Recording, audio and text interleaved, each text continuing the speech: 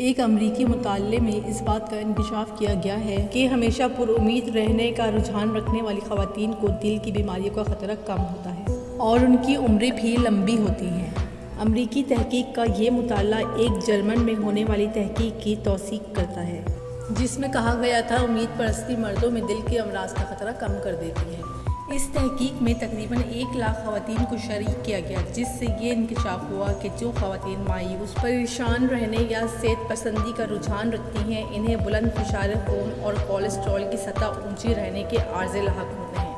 محققین کا کہنا ہے کہ اگر انہیں عوامل پیش رکھا جائے تو محض رویے کی تبدیلی خطرات کا امکان کم کر سکتی ہے۔ رجعیت پسند یا ہر حال میں مطمئن رہنے والی خواتین میں دل کی بیماریوں کا خطرہ 9% کم ہوتا ہے اور ان اسباب سے ان کی اموات کا امکان 14% کم ہوتا ہے اور علاج کی صورت میں انہیں جینے کے لیے اور 8 سال زیادہ مل سکتے ہیں۔ اس جائزے کے مطابق وہ خواتین جو دوسروں کے بارے میں معاندانہ سوچ کا شکار ہوتی ہیں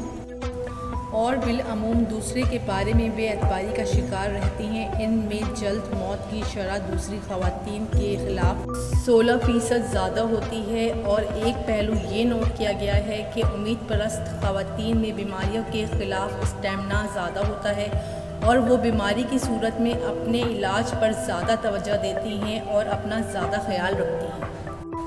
موجودہ حالات اور واقعات کے پیش نظر اشد ضرورت ہے کہ خواتین اپنی سوچوں کو، اپنے رویوں کو تبدیل کریں تاکہ آپ کی صحت پر اس کا مثبت اثر پڑ سکے۔